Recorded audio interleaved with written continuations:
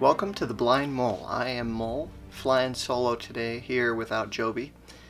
We are delivering to you part 2 of our series on Pixar. We talked last week, if you remember, on why Pixar is, in my opinion, the greatest film studio of all time and produces some of the greatest musical soundtracks of all time. If you haven't really delved into the Pixar library, if you're looking for some new soundtracks and you think, oh, those are just kid soundtracks, they're not. They're great.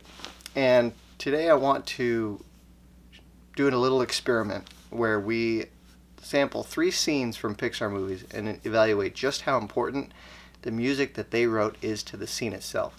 So the first scene we're going to examine is a scene from WALL-E, which was composed by Thomas Newman. Now, Thomas Newman is one of the 3 great Pixar composers. You have Randy Newman, his cousin, who kind of started us off with Bug's Life, Toy Story, Monsters, Inc. Then you have Thomas Newman, who did Finding Nemo and WALL-E. Then you have Michael Giacchino, who they brought in to do The Incredibles, and then kind of took over Randy Newman's spot as the primary of the 3 composers. And they all have their own unique styles.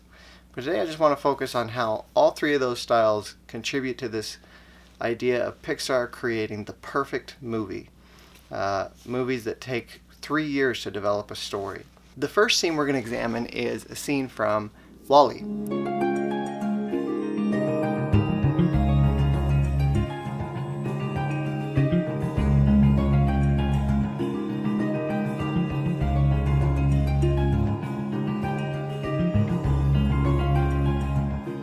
One of the techniques a lot of movies use to supplement a great soundtrack is to use classical music instead.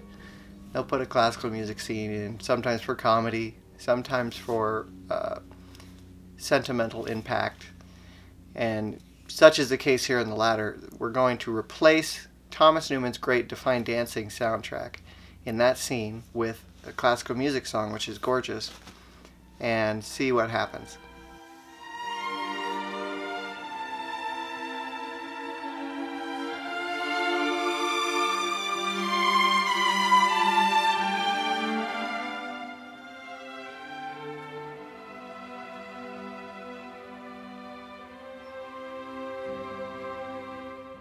Interesting change, isn't it?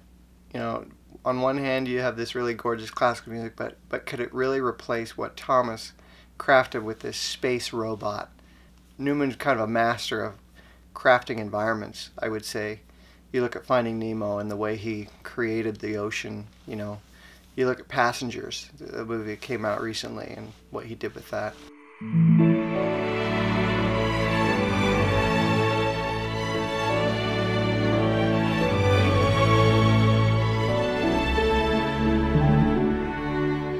Alright, the next scene we're going to examine is from one of my favorite Pixar movies, if not my favorite, Up.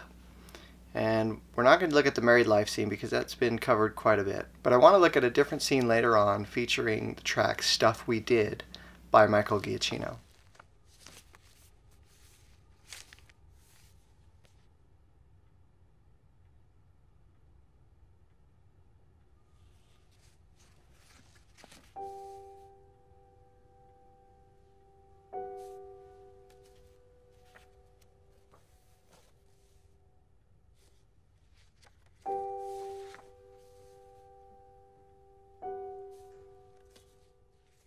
So aside from classical music, sometimes movies will take a scene and just remove the music.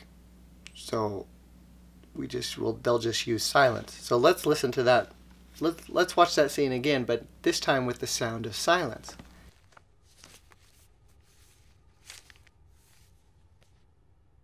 Hello, darkness, my old friend. I've come to talk with you again. Sorry, that was the wrong sound of silence. I meant silence in general.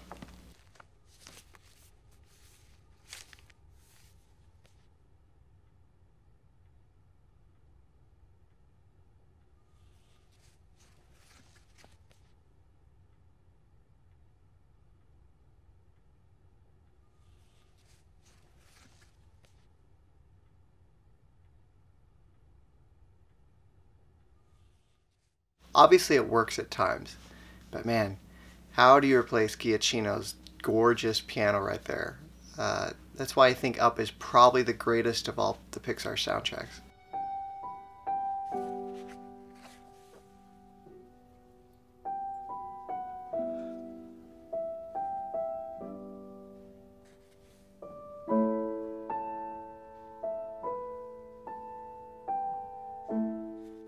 The final scene we're going to look at today is from Finding Nemo. We talked about Thomas Newman earlier with the ocean waves. I want to look at the opening credit sequence when he introduces the main Nemo theme and see what happens if we switch that out. So let's watch the scene right now.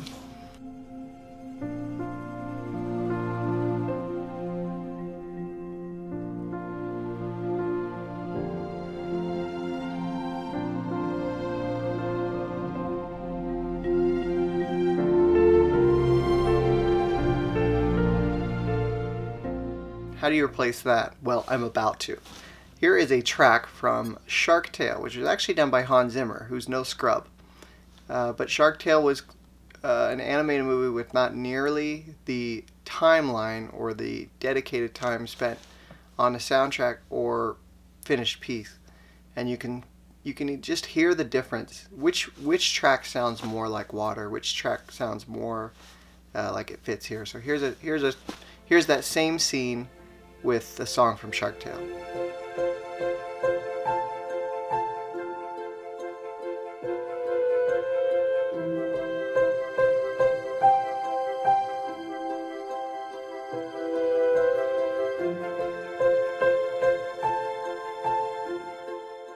Pixar is just full of fantastic tracks. If you haven't really spent a lot of time with the new Coco soundtrack, you should.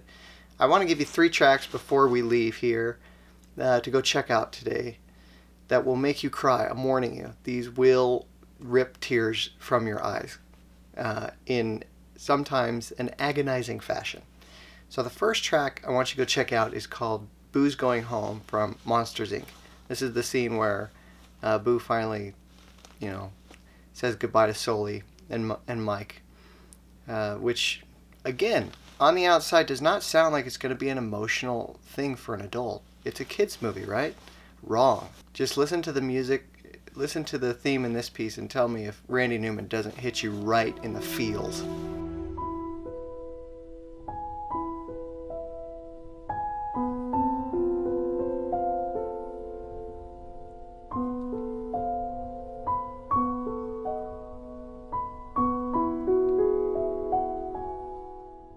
The second track you should check out while you hit the road, but be careful because people will see you cry, is the song So Long from Toy Story 3, also done by Randy Newman.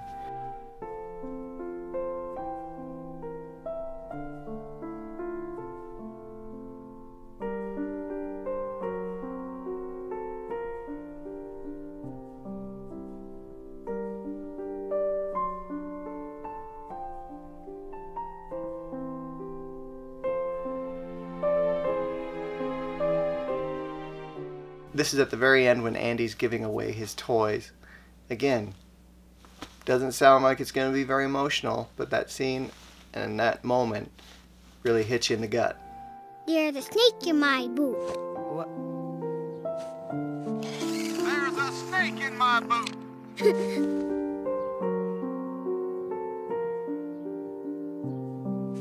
The final track I want you to check out is a song called Joy Turns to Sadness from Inside Out, which is one of the most underrated soundtracks Giacchino's ever done.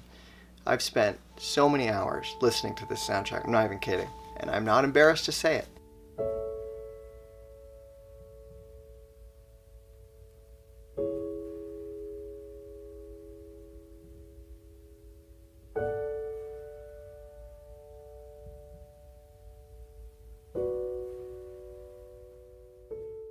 I'd love to hear what you thought and some of your favorite tracks. I'm always looking for new music. Next week we're going to dive into a very different feel of music. So make sure you tune in and we'll see you next time on The Blind Mole.